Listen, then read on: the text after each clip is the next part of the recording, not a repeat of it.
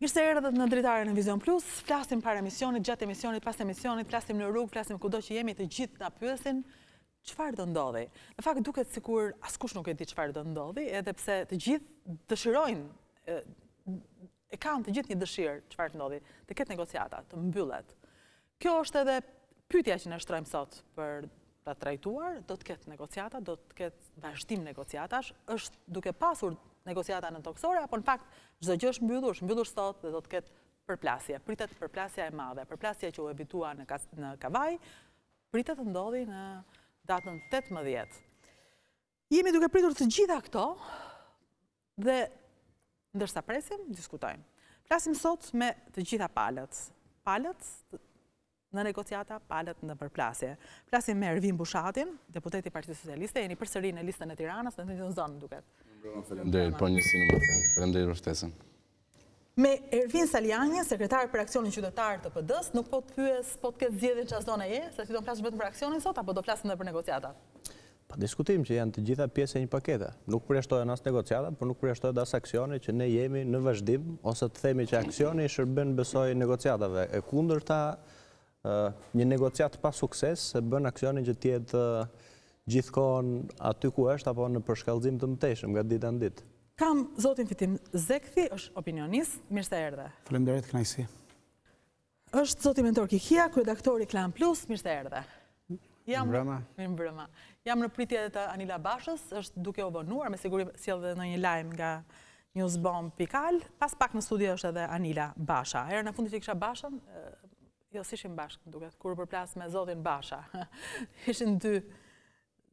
Ndërkaq, Kavaja ishte pikpyetja e të gjithëve, duket se mbaroi, u zgjidh zoti Rama, kryeministri shqiptar, tha se nuk do të ketë zgjedhje në Kavaj dhe ky ishte një çlirim për ata që druheshin përplasjes, edhe pse mbas kësaj filluan të gjitha hipotezat. Kavaja u mbyll dhe më mirë që u mbyll, jeni të kënaqur?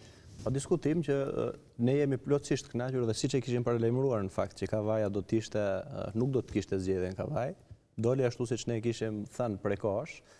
Për fat të keq nuk ishte forca argumentit apo forca arsyes ajo që e bëri Edi Rama dhe maxhorancën që të triqej nga vendimi për të garuar vetë apo për të shpallur kandidatin e vet të bashkisë bashkë me një gjasmë kandidat kryetar bashkie pa pasur zgjedhje me një farsë elektorale, u troq pasi i mati dhe forcat, unë duhet ta them mbase për herë të parë nuk e diesh, por nga informacionet tona në terren ishte Kavaja ishte e blinduar me policë, jo vetëm me policisë shtetit, cilët kishin shkuar gjitha strukturat e policisë aty në kundërshtim me ligjin, dhe unë kam marrë dhe ligjin për tubimet me vete, por ka pasur dhe një strukturë prej gati 1500 policësh bashkiak të gjitha policive bashkiake të...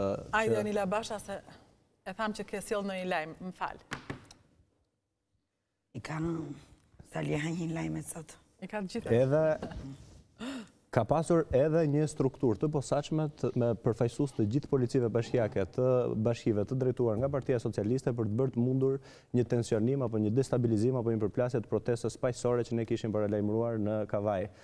Me sa u duk, u madën të gjitha forcat dhe nga informacionet që pati qeveria, shërbimet informative apo edhe policia e shtetit si strukturë, u arrit në një vendim për tërheqjen nga Kavaja, çka besoj shërbim të gjitha palëve dhe unë mendoj që kjo duhet ishte një ogur apo një hap për të shkuar në negociata për të dhënë zgjidhje krizës politike që nga njëra anë kryeministri dhe gjithë shoqëria e njohin si krizë. Po ishte hap për të dhënë zgjidhje. Fakti të tërheqjes nga Kavaja është një hap, është një hap për të thënë që ne jemi gati të negociojmë. Tërheqja nga Kavaja nuk ndodhi për shkak të argumentit, as për shkak se Edi Rama e njihte situatën. U troq për shkak të forcës të bashkimit qytetar që ne arritëm.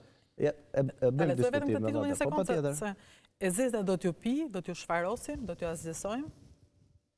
E ka thënë zoti Basha sot, në çadër, pa. Unë besoj që zonja Basha nuk tremet fare nga këto. Se nuk ka lidhje me... Destabilitetin, e kishim halin kush do e bënte në Kavaj. Do t'ju shfarosim, është... Po të ndjesh gjithçka, ja u them, gjithçka që del nga konteksti nuk ka vlerë, apo ja. Ka qenë një deklarat sot e kryetarit Partisë Demokratike, kryetarit opozitës në çadër ku ka thënë që kush dosh për ndarë droga të themi riprovoj dhe unë fjalë për fjalë ose mund ta them. Po ta them. E ke në universitet apo e ke me popullin? Pa diskutim me popullin, pa diskutim dhe po e rithema dhe unë ashtu siç e ka thënë zoti Basha. Kush do që për ndarës droga. cili do që ju jep fëmijëve 11 vjeç, ka thënë. Jo, tjetër gjë, ja po jo them tani. Cili do, më lërë të shpjeguar. Si do i shfarosni ju? Ja po ta them tani. Me forcën e ligjit. Si është kjo? Me forcën e ligjit dhe me vullnet politik. Policia e Republikës së Re. Policia e Republikës së Re është polici. Zoti Saliani, unë vërtet sot pas kësaj deklarate unë jam e trembur. Që nuk ju çon fëmijëve 11 vjeçar. Unë jam e trembur nga njerëzit që ti po përgatit, pa sigurisht që kam frikë. Sigurisht, unë dhe çdo njeri, unë jam trembur, sepse ti do të më trembësh mua, ti më thua mua do t'ju shfarosim, nëse ti je shpërndarës drogët, duhet të kesh frikë. Si qytetare lirë duhet të jesh e sigurt për themelet e Republikës së Re. Unë kam frikë vetëm nga ligji, zotre. Po, ligjin, me ligj do ta bëjmë që të shfaroset kushdo, i cili sot me ndihmën e policia speciale që po bën teatrin brenda. Me banda. Çfarë policia speciale po bëhet brenda? Atëre, Rudina, ka një gjë që këta zotrinj demokrat nuk po e thonë. Do më thonë dhe po flasim për një mosbindje civile dhe kanë 3-4 ditë dhe po e artikulojnë dhe po e thonë pa fund dhe sot u artikulua në variantin më të keq të mundshëm. Do më thonë do ju shfarosëm, do ju bëjmë etj. Krimin. Që nuk është një gjuhë që një opozit e përdor kur ne kemi një polici, një ushtri. Këta po bëjnë një shtet paralel. Çfarë po bëjnë? Dhe duhet na e sqarojë si do jetë kjo policia që do shfaronsi dhe do bëj. Si do jetë, unë ndihem e friksuar, realisht. Unë kam frikë sot. Unë kam frikë se mos një njeri joti, që mbështet PD-n dhe thot që Anila për shembull është një gazetari që mbështet Majtën, do më dalin mes të rrugës e do më thot ti goce, merr rrugën. Po mlesh tani? Po ja, pra. Ta shpjegojmë po. Nuk të lë, se kjo është një do ju shfaronsem, është mesazh dhune. Dhe kërkoj falje për këtë gjë. Po ta them tani me qetësi që mos trembesh asnjë çik. Sigurisht që trembesh. Është një situatë ku kryetari i opozitës ka thënë, policia e shtetit e ndërtuar në qeverisjen time si kryeministër, do të jetë një polici e cila do të shfaros cilët do shpërndarës droget të cilët sot kanë lidhje me policinë. Ç'është kjo fjala shfaros? E di si shfaroset. Se në këtë studio kemi qenë kur kryetari jota do palloj. Sot do shfaros? Po nuk e kupton ti ç'është metaforë. Nesër vjetë do palloj, po ç'është kjo gjuhë? Ç'është metaforë shfarosja? Ska lidhje ma, kujt po i flet ma, kujt po i flet? Intelektualve, kujt po i flet ma, auditorit, ne po i flasim qytetarve. Metafora qytetarve arroje. Po ju shkon droga në shtëpi dhe po i drejtoj asaj nënës aty. Nëse nuk e ke dëgjuar që tha. Zotëri qytetarve metaforën harroja. Erisa i kishte emrin ajo zonja që kishte 2 fëmijë dhe i kishte frikën sot. E di pse i kishte frikën? Sepse tha, fëmia im 11 vjeç. Me erdhi në shtëpi me një qese me drogë me ashash dhe më tha që më ka dhënë. Edhe unë raportova te Newsbomb. Ku do shkoj unë para 3 ditësh? Militanti i PD-s, i cili trafikonte 300 kg drogë, ishte duke dalë. Si e ka emrin? Ka gjej me emrin, i cili kishte dalë në foto me kryetarin e PD-s. Tur për policinë e shtetit që nuk e arreston dhe ta shfarose dhe ta fus në burg. Po ishte militanti i PD-s. Po që ti je militanti i PD-s, ka dalë në foto me kryetarin tonë do zotëri. Në Shqipëri situata e kanabisit dhe drogës ka dalë nga kontrolli. Dhe edhe militant Partisë Demokratike mund të merren me atë punë, edhe të Partisë Socialiste dhe pa parti. Ta do shfarosim ne, pa diskutim do i shfarosim. Si do i shfarosim? Të gjithë krimin do i marrim dhe do i fusim në burg. Ka një kod penal. Ka një kod penal. Si në Filipina? Ja më lërë që ta them. Që do me thënë shfarosje? Shfarosje do të thotë kjo, që me kod procedurës penale, me kod penal, me udhëzues të veçantë për policinë e shtetit, do t'i jepet tagri policit dhe policisë shtetit, që cilin do, më dëgjoj, që cili do person i cili kapet në shpërndarje droge, në kultivim droge dhe i jep personave minoren 9-18 vjeç në mënyrë të detyruar drog, do të përballet me forcën e ligjit dhe do ta shpërsohet dënimet penale. Nuk do ta shpërsohet dënimi penal. Do qëlloj zotëri. Më lër ta them. Nuk do ta shpërsohet dënimi penal. Siç është shpërsuar deri sot për patentat, po do ta shpërsohet. Do qëlloj me armë apo jo? Do qëlloj me armë apo jo? Nëse ikën, nëse e qëllon policinë e shtetit, po pa diskutim, pse çka ka këtu në. Nëse qëllon. Po polici për çfarë ka armë? Po edhe sot po e qëllove policinë e shtetit, policia sot e qëllon. Ikim pak sepse ti ke dhënë unë do të shfaros. Unë do të shfaros krimin, më metaforë, do shfaros të keqen. Pse trembësh? Ku t'ja thua, populli do shfaros të keqen. Ne më të them edhe ty pse ka ndonjë të keqe. Do shfaros të keqen. Do shfaros krimin. Ke ndonjë problem? Atëre, Anina Basha, është gazetare, është drejtuese e një portali të njohur, Newsbomb.al, dhe jam e trembur. Në fakt, është një situatë nga ato që mund të na tremen? Nëse thotë një gazetar jam e trembur, për atë një njeri i cili të pyet çfarë do bëhet. Është një situatë që duhet na trembi dhe hajde të diskutojmë, nuk ka nevojë të Unë besoj se është e rëndësishme. Majoranca me shumë vetë përmbajtje, me durim, edhe me një sens kontrolli u tërhoq nga zgjedhjet në Kavaj, pikërisht për të shpëtuar zgjedhjet 18 qershor, një proces demokratik, por duke parë që ishin të gjitha ingredientët në vend për një recet dhune në Kavaj. Ishin? Ishin, pse e them këtë. Më vjen keq që në kryeqytetin e demokracisë, si thot zoti Berisha, apo siç e mbajnë demokratët, nuk qenë ka gjysma e qytetarëve, le të marrim, që nuk dalin për të ndaluar një proces që mund ta shikonin fars apo të bojkotonin apo me mjete të tjera dhe duhet të importonin nga Shqipëria. Mbaruan demokratët në Kavaj tash që marrin nga gjithë Shqipëria, çojnë qytetarë të tjerë.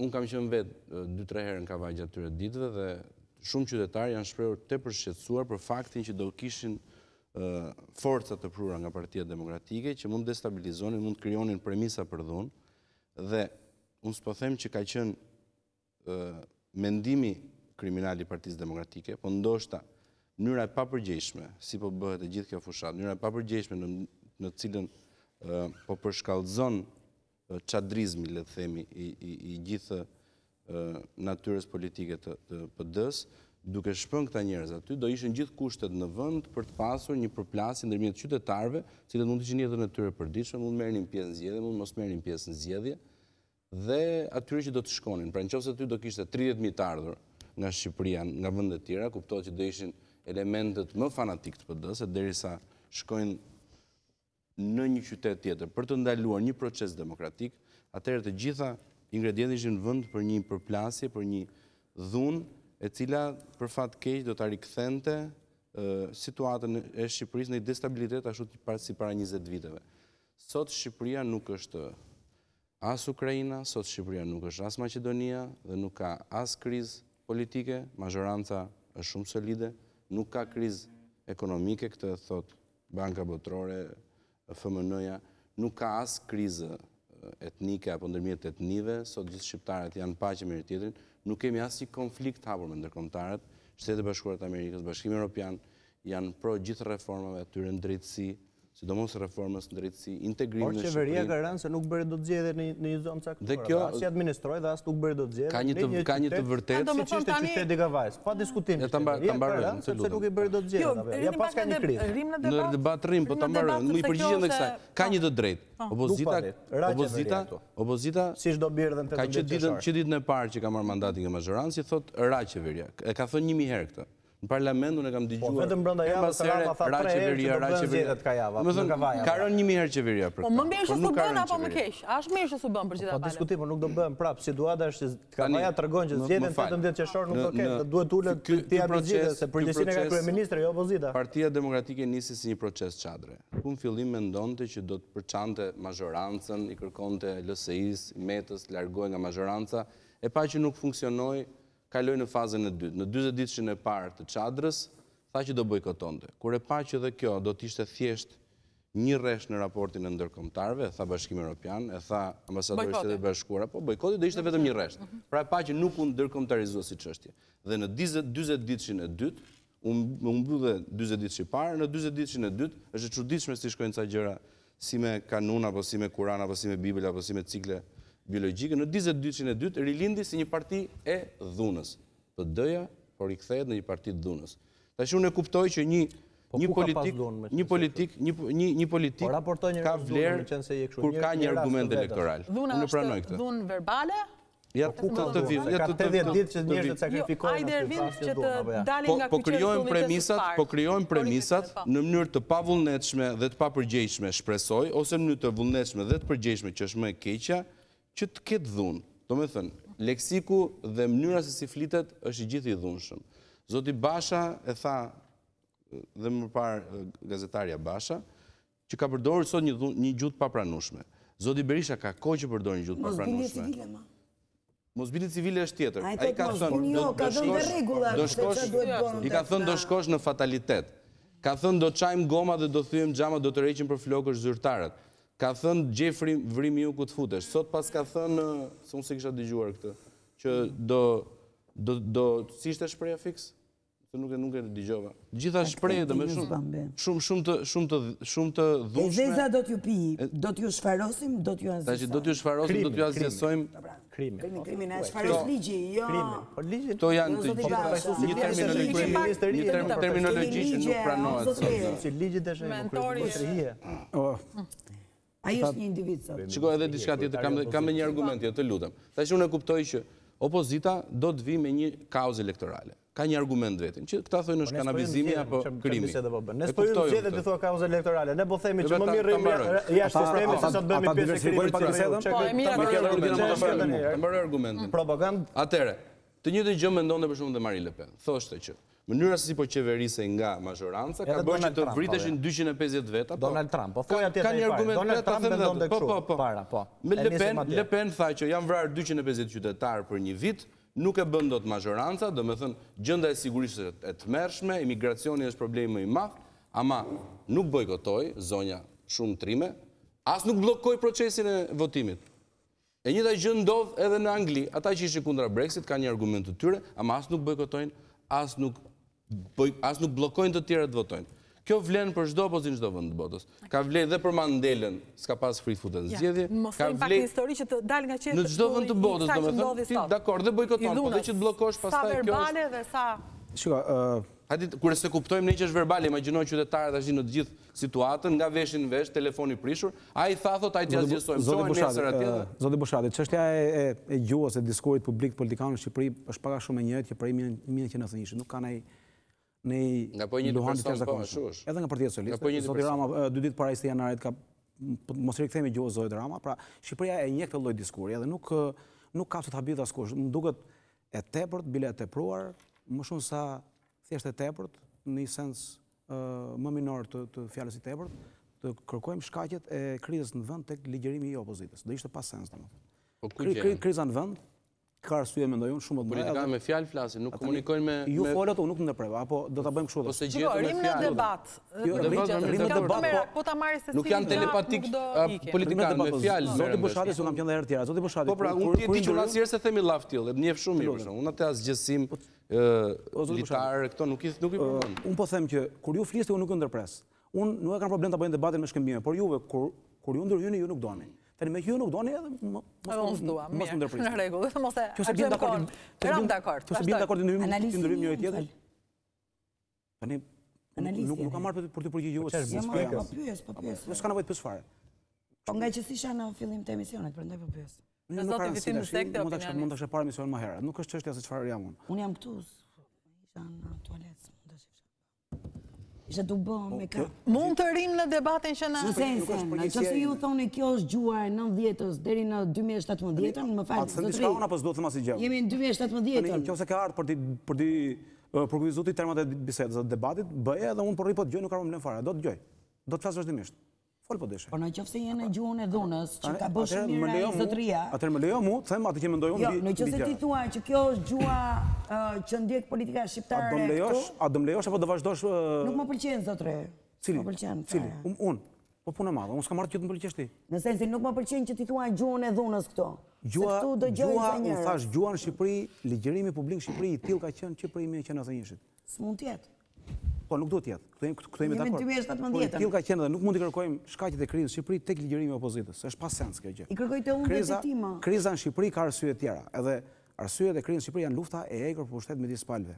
Partia Socialiste, mendoj unë, gjatë 4 vite që drejton vendin, uzurpoi pushtet dorë pas dore, ditë pas dite dhe muaj pas muaji, duke blerë deputet, duke krijuar shumicë të cilësuar që nuk e dha populli, duke krijuar deri të shumicë kushtetuese, duke marrë një parti të opozitës duke e futur në gjirin e saj, duke emëruar në listat për deputet njerëz të cilët më vonë dolën që kishin pasur lidhje me botën e krimit, njerëz që vinin nga trafiku i drogës, njerëz që kishin përdhunuar në grup. Po doja se kishte këtë. Unë po them çfarë ndodhi me opozitën. Me opozitën. Edhe po. Çfarë ndodhi me shumicën? Opozita i kishte këtë? Jo në këtë mas. Asnjëherë s'ka pas në këtë mas në gjykimin tim. O kishte apo jo në këtë masë? Kishte. Se ka rëndësi masë, se kjo është vetëm çështje masë, është masa bë diferencën. Po flasim, u bë dekriminalizime. Unë po shpjegoja arsyet e krizës, apo jo. Pra kriza për mua nuk është ligjërimi. Kriza është pamundësia për të zhvilluar zgjedhjen në Shqipëri. Tani, të lutem Ervin. Pra, nëse ne do fillojmë të analizojmë, të bëjmë analizë teksti, apo të bëjmë të hymë në logosin e diskurë publike të partive, të kërkojmë krizë politike të diskurë i partive dhe të gabim. Duhet të shohim pse Shqipëria është në këtë situatë të rëndë dhe të pamundur për të mbajtur zgjedhje, sepse Shqipëria ka probleme të thella me ligjbërjen, ka probleme të thella me financimin e partive politike, ka probleme të thella me mënyrën se si janë të organizuara partitë. Kjo është kriza reale e Shqipërisë. Nëse nuk do zgjidhim këtë gjë, ne jemi duke folur kot. Edhe është kjo situatë e cila çoj në këtë lloj liste deputetësh, pra Parlamenti shqiptar, unë kam pyetur njëherë zotin Bushati, para shumë kohësh, i thash, jam i bindur që edhe juve, po edhe zoti Rama, edhe askush tjetër në Shqipëri nuk e di numrin eksakt të deputetëve të mazhorancës, sepse hynë e dalin për ditë deputet në mazhorancë.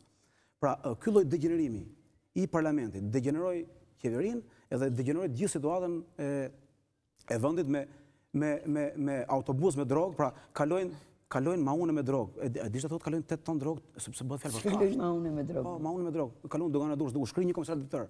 Po pra, kjo është fakt publik apo jo? Pra, gjithë kjo situatë e rëndë është arsyeja e krizës, pamundësia për të mbajtur zgjedhje. Kërkimi i shkaqeve të tjera do ishte pa sens, unë mendoj që do duhet thjesht të analizojmë këto shkaqe dhe të gjejmë zgjedhjen ne me mendimin tonë dhe politika me vendimarrjen e vet për ta çuar vendin në zgjedhje. Ideja tjetër se Shqipëria mund të hyjë në një palë zgjedhje në mënyrë të njëanshme, vetëm me shumicën, por mua do ishte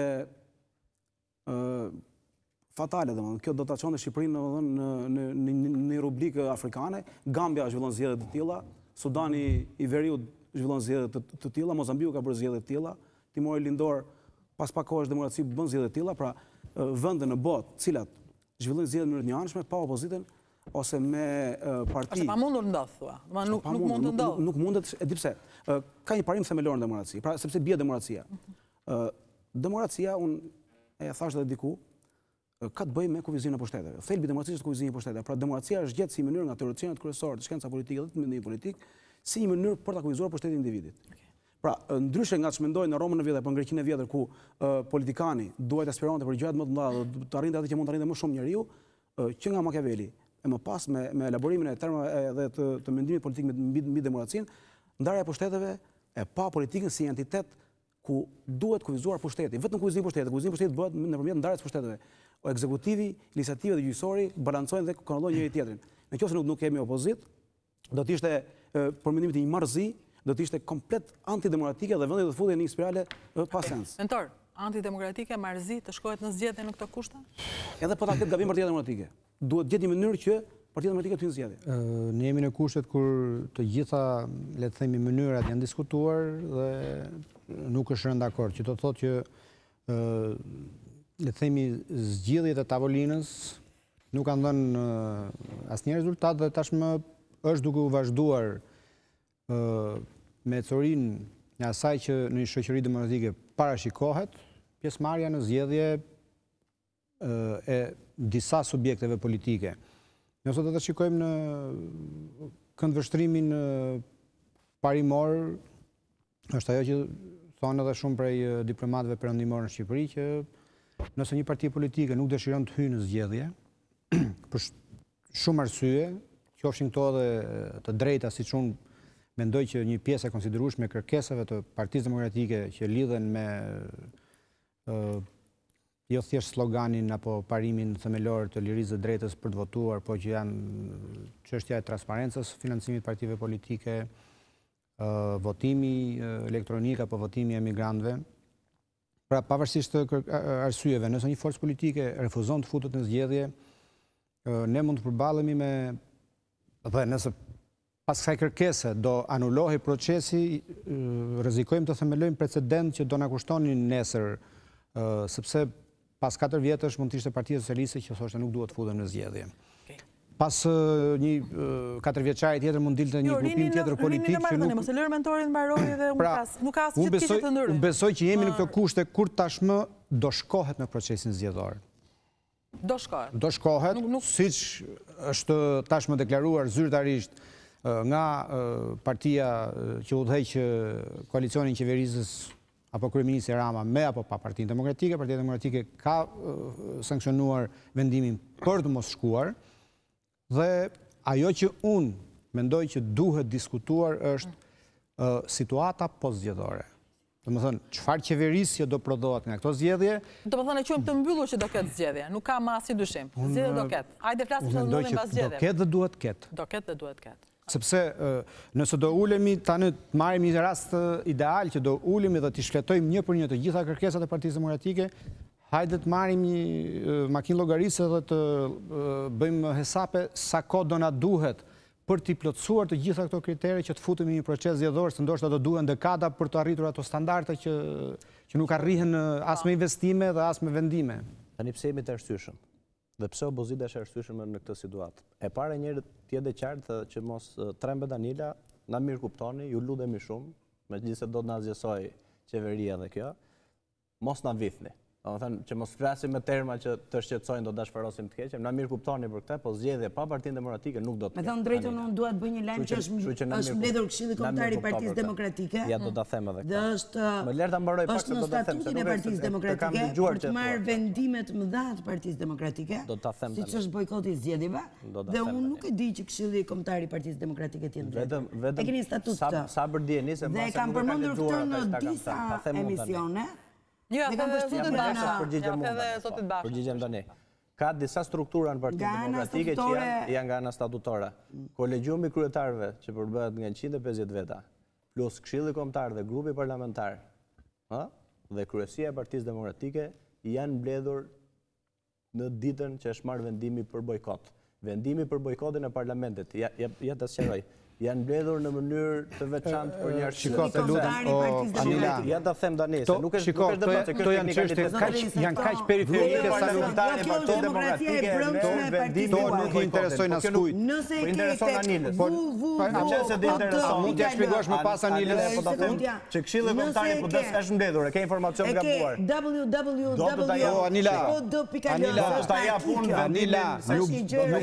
Nuk besoj që ka një shqiptar sot i interesuar pse s'u mblodh Këshilli Kombëtar i PD-s. Po fare mos përdor unë atë shprehje ndoshta se ti flas për demokracinë e brendshme. Po përdore që të mbaroj me shprehje.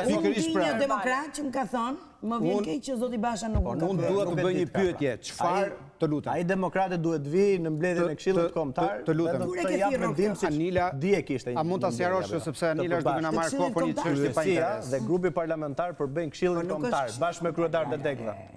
Po tani a do një përgjigje? Nëse do të informohesh për organizimin e brendshëm të PD-s mund të shkosh. Deputetët janë njerëz të qenë Këshilli Kombëtar. A mund të bëj një pyetje unë lutem? Atëherë, çfarë do të thotë që zgjedhje pa PD-n nuk do të ketë dhe PD-ja thotë që unë nuk shkoj në zgjedhje. Pra, ajo që unë nënkuptoj është që unë nuk shkoj që është bojkot në këtë dasëm, pranueshëm. Por as ti nuk do ta bësh dasmën. Çfarë do të thotë? Po ja u ilustroj me shembull dhe pastaj vazhdojmë me radhën. Edhe unë përpoqja pikërisht pra. Po ja u ilustroj tani. Po ja u ilustroj me Kavajan, që tham që bojkot nuk do ketë, po zgjedhje pa ne nuk do ketë, apo jo? Uturosh Rama në Kavaj. Pra Rama do të trishet, pa diskutim që Rama do të trishet. Në rast se nuk do të trishet Rama, do të ketë përballje ashtu siç e takon me rezistencë. Ja do u them tani çfarë do të thënë. Deri tani po trajtojmë një gjë që nuk mund të trajtohet. Opozita po shikohet si pjesa e cila ka përgjegjësinë e kundërta. Qeveria dhe mazhoranca, ajo që qeveris është përgjegjëse para qytetarëve shqiptarë. Deri më sot Edi Rama, edhe me rastin e zgjedhjeve të Kavajës që dështoi nuk po qeveris.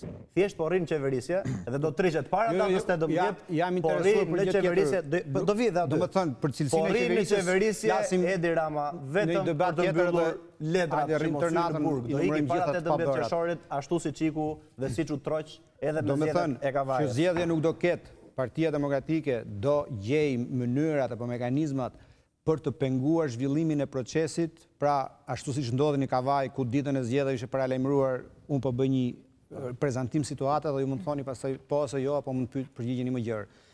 Dhe për shkak të frikës nga përplasjet e dhunshme mes qytetarëve me njëri tjetrin në Kavaj u tërhoq qeveria nga zhvillimi i zgjedhjeve apo Partia Socialiste.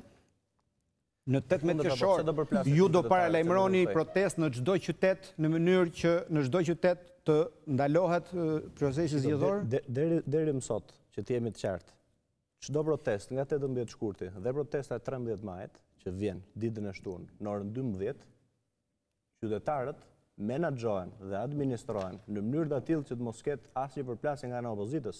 Nëse nuk do të jetë opozita dhe do të rriqet opozita siç do ta azgjësojë Edi Rama, se po do ta azgjësosh opozitën, çfarë ndodh? Opozita të rriqet dhe të letë përplasesh drejt për drejt me popullin. Dhe nuk e asnjë mënyrë, ja po ju them tani. Nëse nuk ka opozitë dhe kërkojnë që ta azgjësosh, do përplasesh drejt për drejt me popullin. Ja po ja them edhe zonjës Basha, nëse qeveria apo një palë që është mazhoranca në këtë rast, tenton që të azgjësoj opozitën dhe nuk e do opozitën, marrim rastin tjetër. Të rriqet opozita dhe çfarë bën? Del populli dhe përplasesh drejt për drejt me popullin. Mendoni ju se ka këtë interes qeveria dhe Shqipëria sot apo jo? Opozita po shërben si një valvër sigurese sot, edhe për kryeministrin, edhe për presidentin e ri të zgjedhur, edhe për lëvizjen socialiste për integrim, që popullit mos i vej dhe t'i nxjerrë brenda ditës jashtë nga zyrat. Isha në fundjavë në Vlorë. Brenda ditës t'i nxjerrë jashtë nga zyrat. Po ta them edhe një herë, opozita duhet edhe për këtë arsye. Ulemi prapë edhe flasim prapë mbas saj. Po kjo është një çështje më e re. Dhe situatë më të re se të diskutosh për të mbyllur një kapitull 27 vjeçar në Shqipëri. Dhe fare po doja të bëhesha deputete. Di çfarë do bëj unë? Do thosha ty mëzgjedhje që të marrun karrigen e deputetet edhe ata njerëzit që janë aty në rrugë të rinë në rrugë. Po luftoja për këtë, thosha ju mëzgjedhje. Është e kundërta. Ne nuk i lëm qytetet, mbeten në proteste. Po çfarë do thotë ajo aty tani? Po ne të çadra pra, po të Rudina. Te çadra shkon në dritani Rudinës po joti. Tashti. Edhe bën shumë mirë. Edhe nderon ajo. Po, edhe do debatoni edhe për burin tim tani. Gabim ke bërë që nuk të nderon po të vish aty. Se kalon gjithë kohën aty, mos rri kafe, mos pi. Madje unë të çadra sikni që aty se më keni zënë rrugën të shkojmë. Po nëse ikën çadra aty, nuk rri dot aty. As ti as kryeministri që rri përballë. Po mos jemi në aty, nuk rri kryeministri në zyrë, se përballë me popullin. Dhe na lironi rrugën, pastaj buni çfarë doni. Tani po them. Isha në Vlorë në këtë fundjavë dhe një biznesmen i cili e kishte të prenotuar nga maj. Po pse na duhen muhabetet e tavolinave? Ja, i sekond. Çfarë është kjo muhabet? Edhe unë isha sot Tiranë dhe më tha që Anita Basha tha dëmton rand stabilitetin se i shërben qeverisë. Po ç'është kjo muhabet sot? E disa njerëz ma kanë thënë mua këtë. Po ka faj ky mbrojti. Ishin anulluar. Jo, më vjen keq. Mua s'm vjen keq as për këtë as për ty më. Po kush është anulluar? Po për shqiptarët kërkoja përgjegjësinë e qeverisë, ne na kërkojmë përgjegjësinë. Që është atje dhe është i ne po kërkojmë zgjedhje, na mundem me vot po thënë. Ti nuk voton ndonjëherë për ne. Ne nuk kërkojmë vot ty. Ne po themi që ai që na voton. Janë anulluar të gjithë tur operatorët në sezon. Pa diskutim se me këtë qeverisje që krimi ka marrë vend, pa diskutim që nuk do vinë. Jo, ka ikë për shkak të krimit dhe drogës. Mua më vjen keq që ju japin juve kohë televizive. Anela, që njerëzit nuk vinë këtu turistët për shkak të krimit dhe të drogës. Shko në zgjedhje zotëri. Ne duam ta bëjmë me qef Anela. Nëse ne duam ta bëjmë me qef. Me dhunë nuk duam ta bëjmë nëse me dhunë lëm popullin atje. Me dhunë apo me qef? E flasim në pjesën e dytë, me njëherë në drejtarin Vision Plus, më fal, Ervin, me njëherë në pjesën e dytë rikthehemi në një debat të rëndësishëm, drejtarin Vision Plus. Mos harroni që nuk jemi vetëm live në Vision Plus, po jemi edhe në Facebookun e faqes emisionit Drejtari nga Rudina Xhunga. Qëndroni aty edhe për të qenë live në Facebook.